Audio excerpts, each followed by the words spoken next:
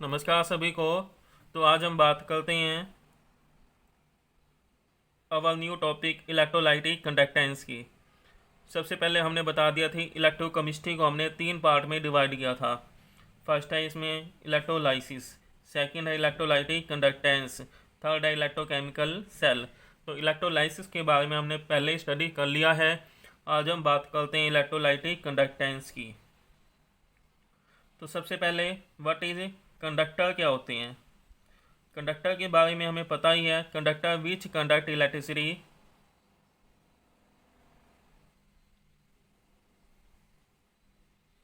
To the large extent. Insulator which do not conduct electricity. Next है what are the type of conductor. First है इसमें metallic conductor, second है electrolytic conductor. First हम बात करते हैं मेटेलिक कंडक्टर की।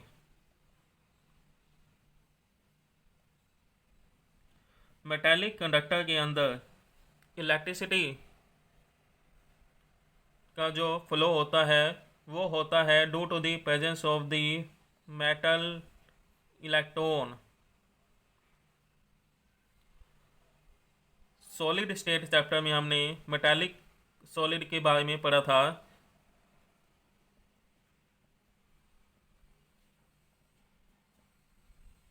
मेटल मेटालिक सॉलिड के अंदर मेटल आयंस होते हैं एंड फ्री इलेक्ट्रॉन होते हैं। Due to the presence of the free electron it is a good conductor of electricity. Due to the presence of the free electron की वजह से ये इलेक्ट्रिसिटी को कंडक्ट करते हैं।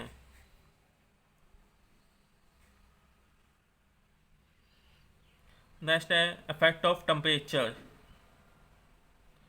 टेम्परेचर का क्या इफेक्ट होता है ऑन दी मेटालिक सॉलिड। यदि हम टेम्परेचर बढ़ा देते हैं, electron start vibrating at their mean position. Electron क्या करते हैं, vibration. So it produce hindrance, ये रुकावट पैदा कर देते हैं to the flow of the electron. इससे कंडक्टिविटी क्या हो जाती है, डिक्रीज। जैसे हम टेम्परेचर बढ़ा देंगे मेटालिक कंडक्टर का तो कंडक्टिविटी डिक्रीज हो जाती है। एग्जाम्पल है इसमें metal and alloy.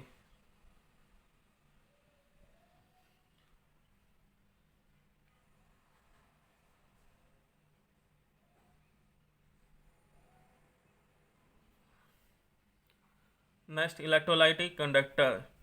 In this electricity is due to the flow of ions. Electrolyte dissociate into the ions when current is passed through them, and due to the presence of the ions electrolyte conduct electricity. Example है इसमें NaCl, KCl, acetic acid etcetera.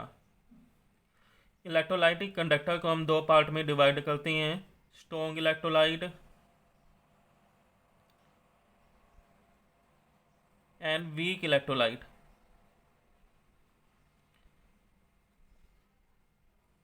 Strong electrolyte which dissociate completely into ion when current is passed through them। Example है इसमें NaCl, KCl, H2SO4। तो ये है strong electrolyte. इसमें आएगा strong acid and strong base वाले जितने भी सब्सटेंस होते हैं वो स्ट्रॉन्ग इलेक्ट्रोलाइट होते हैं एंड दे कम्प्लीटली आयनाइज, ये बनाएंगे Na+Cl-। Weak electrolyte which dissociate partially into the ion, they are in equilibrium. ये किस में रहते हैं, इक्विलिब्रियम में। जैसे हमारे पास है एसिटिक एसिड, इसको हम रिप्रेजेंट करते हैं इक्विलिब्रियम साइन से। तो जितनी अमाउंट में हमारे पास एसिटिक एसिड है उसका कुछ अमाउंट एसिटेट आयंस और एच आयन में डिसोशिएट होता है। या हमने लिया NaCl, तो NaCl कंप्लीटली डिसोशिएट होता है। नेक्स्ट है what are the various factor affecting the electrolytic conductor. कौन कौन से फैक्टर इसे अफेक्ट करते हैं? फर्स्ट है इसमें nature of the solute and solvent. Solute means nature of the electrolyte. Solvent, solvent हम क्या लेते हैं? We know polar dissolves in polar.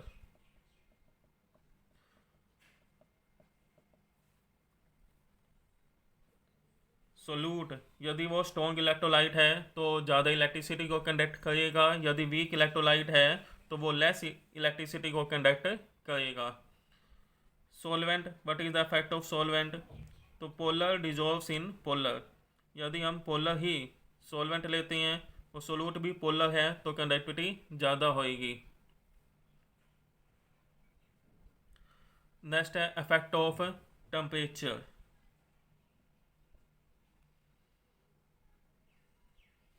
Metallic के अंदर हमारे पास इलेक्ट्रोलाइट है। यदि हम टेम्परेचर बढ़ा देते हैं तो मूवमेंट क्या हो जाती है? Movement of ion fast. यदि मूवमेंट फास्ट हो जाती है तो टेम्परेचर बढ़ाते हैं हम तो कंडक्टिविटी बढ़ जाएगी, ज़्यादा हो जाएगी।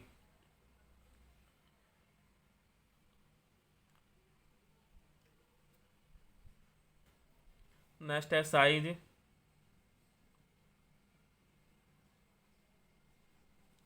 यदि साइज बड़ा होगा तो ये आसानी से फ्लो नहीं कर पाएगा। साइज बड़ा है, it can not flow easily. तो लार्ज साइज है तो कंडक्टिविटी कम होएगी।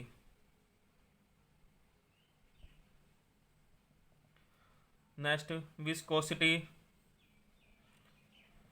यदि विस्कोसिटी ज़्यादा है सॉल्वेंट की, सॉल्वेंट क्या है? ज़्यादा विस्कस है, मतलब कि ज़्यादा गाढ़ा है, तो इसमें ions can not move easily, आसानी से मूव नहीं कर पाएंगे।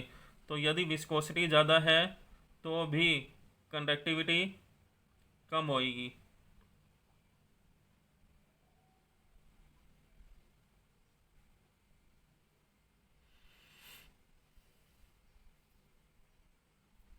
Next concentration.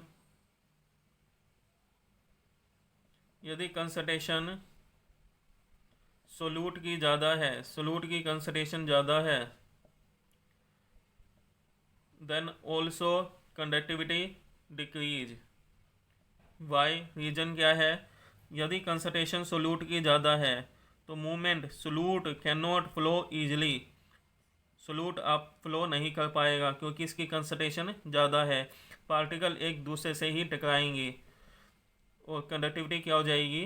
डिक्रीज हो जाएगी। तो ये था what are the various factor affecting the electrolytic conductance. Next, what are the difference between the metallic conductor and the electrolytic conductor.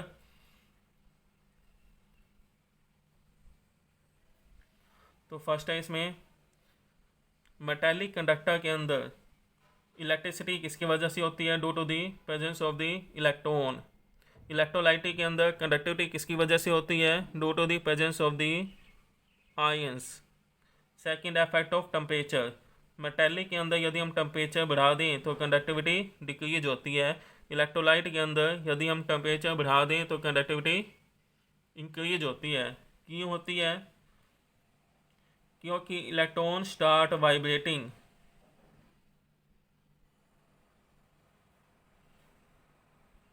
यदि हम इलेक्ट्रोलाइट का टेम्परेचर बढ़ा दें तो आयंस कैन मूव ईजिली।